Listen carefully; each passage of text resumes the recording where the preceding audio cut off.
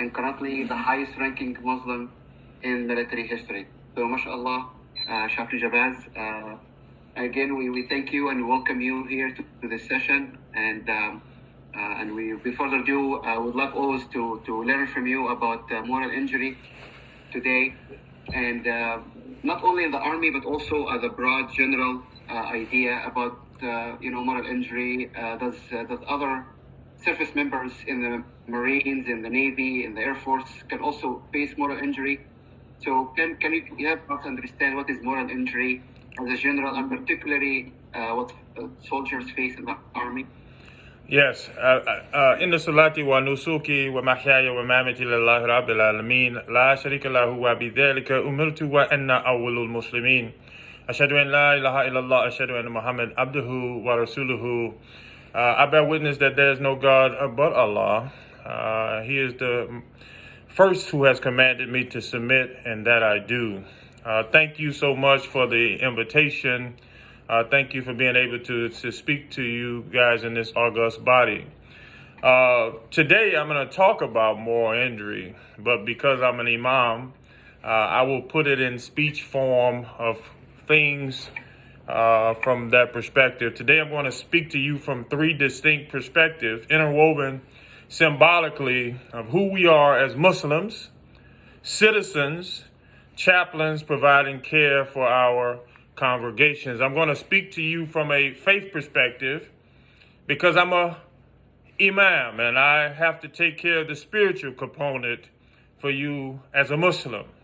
Secondly, I'm going to talk to you from an American perspective because I'm a citizen who loves his country and has shown that by serving United States Army for 28 years, all of my adult life. Thirdly, I'm going to speak to you from a military perspective because I'm a Muslim in the military that has to deal with the nonsensical microaggressions, micro-invalidation, and micro invalidations of questions on every level of how can you be Muslim and be patriotic at the same time, which speaks to moral injury. I have a disclaimer here. My subject might make you a little uncomfortable if you're not comfortable with yourself as a Muslim. Secondly, my subject might make you a little uncomfortable if you're too comfortable with yourself as a Muslim while discrimination, prejudice, bigotry, and racism still exist in your area of operation or employability. My subject is an attempt to inspire you into action, self-confidence, and help you seek to become an authentic person and a Muslim. As the chaplain, we represent concerns not only for humanity at large, but a microscopic level for Muslims in which we are given charge of. My subject today comes from Surah Tawbah, which is the surah of repentance, the surah of forgiveness and turning to Allah subhanahu wa ta'ala after misdirection. I specifically chose this surah because it is the hugest proponent for healing, moral injury, forgiveness, reconciliation, and repentance. So my subject comes from Surah Tawbah. It says, if the journey had been short and there was some immediate gain, they all would have followed you. But the journey was long, and many of them made excuses to stay at home because the journey weighed on them. You see, they swore their strongest oaths to God that they would stand by you in brotherhood, that they would stand by you if you were discriminated against, that they would stand by you if people wrong you, that they would stand by you when things got tough. They said they would stand by you when you had a shortage of faith. But the Quran said that they lied and they destroyed their own souls. Moral injury. You see, this journey as a Muslim is a journey of persistence, patience, and perseverance. The journey of being a chaplain and a Muslim who cares for the souls of the believers is a journey of persistence and patience and perseverance. The journey of recovery from moral injury is a journey of persistence, patience, and perseverance. And these are not mutually exclusive. But to be a Muslim, an American, and a soldier, you have to overcome implicit bias, xenophobia, insidious discrimination from your own brothers and sisters on the front line with you, who carry a different faith perspective and look at you with a jaundiced eye. You see, to be Muslim, an American, and a soldier oftentimes denies you a question by your brothers and sisters who are in the foxhole with you. When you go to war, they say, Imam or chaplain, whose side are you going to be on? The very question reeks with disrespect, disdain, and it's deplorable. But to be Muslim and an American and a soldier, you may not get the best jobs, the best reports, or even the closeness in relationships that you desire with your teammates, because they have bought into the false narratives that all Muslims are bad people, that Muslims can't be real Americans or really patriotic. You say, come on, Shabazz, what does this have to do with moral injury? Well, I would submit to you that it is the essence of moral injury. It's moral damage because it impacts the very essence of the human soul. According to scholars, moral injury occurs when soldiers violate their core beliefs. Consequently, they disengage. They feel as if they are not decent human beings because they have failed in their responsibility to God because they didn't stand up for what they believe. Moral injury destroys the value of a human being and produces overwhelming despair, regret, and a sense of remorse and sadness. Moral damage occurs when a person transgresses his or her moral views about their deeply held beliefs, their values, how the world operates, and how others see them, and it severely undermines the personal sense of purpose, integrity in the very belief system that they once believed in. You see, the Quran says if the journey was short and there was some immediate gain, they all would have followed you, but the journey was long and it weighed on them, and many of them made excuses not to struggle and strive because it became too difficult for them. They made excuses not to deal with the shame, the difficulty, the guilt, the disconnection from their faith and the community. Why? Because they didn't stand up against bigotry in that moment. They didn't stand up against Islamophobia in that moment. They went against their deeply held beliefs because they didn't want to rock the boat. They didn't want to be the outspoken Muslim, the one that was causing problems. They wanted to be one of the good ones. But eventually the moral damage, the moral injury became too deep and they fell ashamed.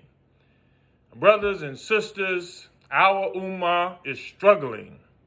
Our parishioners are struggling because they are going against their deeply held beliefs, and very limited number of us are standing in the gap for them to help them through these tough times. Oftentimes, we're just judgmental of them, not knowing their total situation.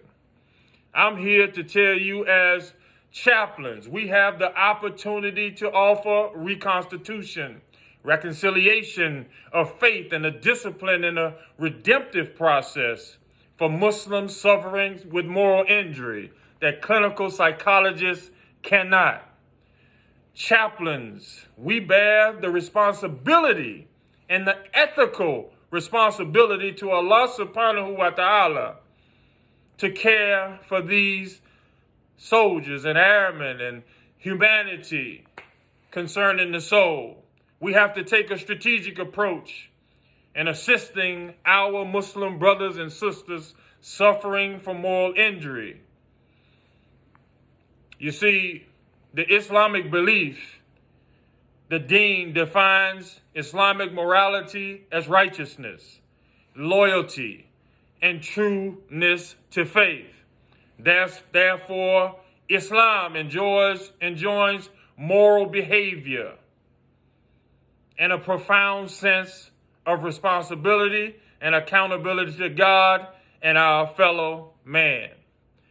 I'll tell you this as I conclude, and we can talk for questions. I remember just finishing at the School of Islamic Social Sciences. I was so eager to get back to active duty. I remember staying up all night, pressing my uniform, shining my boots. I couldn't wait to go in to work the next day. And I get up and I go to my commander who is supposed to care for my needs as a chaplain. I'm supposed to run his religious program. I'm supposed to take care of his soldiers. And I reach out my hand and I say, "Sir, Chaplain Shabazz," in my exuberance. And he wouldn't shake my hand.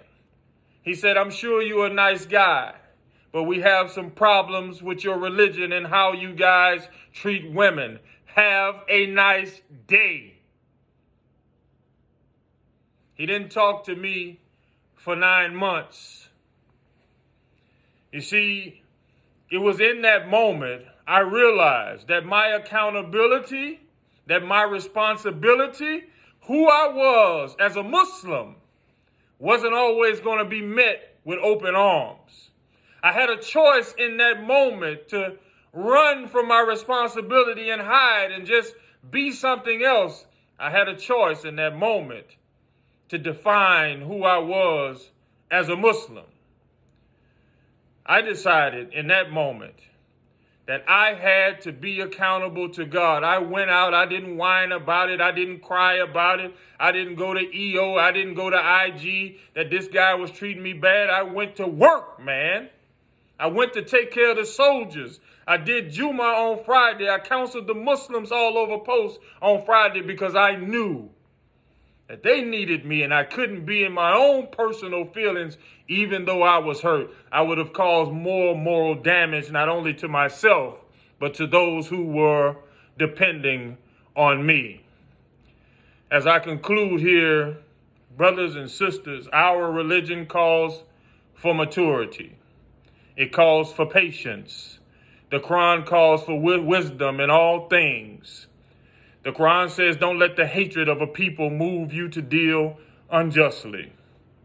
I have made you into many tribes and families, not that you despise one another, but you get to know one another. Hold on to the rope of God and be not divided among yourselves. You were enemies on the brink of disaster. Now I have joined your hearts together in grace." What a responsibility for us chaplains and Muslims. What a responsibility for us as believers to a community, to a nation, to a people that may not understand us. What a responsibility that is for you, being an ambassador to this religion. Assalamu alaikum. That's all I have. I hope and pray that I've given you something to think about. Jazakallah khair, Khallid Shabazz. And yes, we have a couple of questions here for you. There's a question said, how does a Muslim chaplain not only address moral injury, but intersectional issues such as race? I think the person is being back, wanting to be in the group, structural discrimination. Yes. Great question, Dr. Lawrence.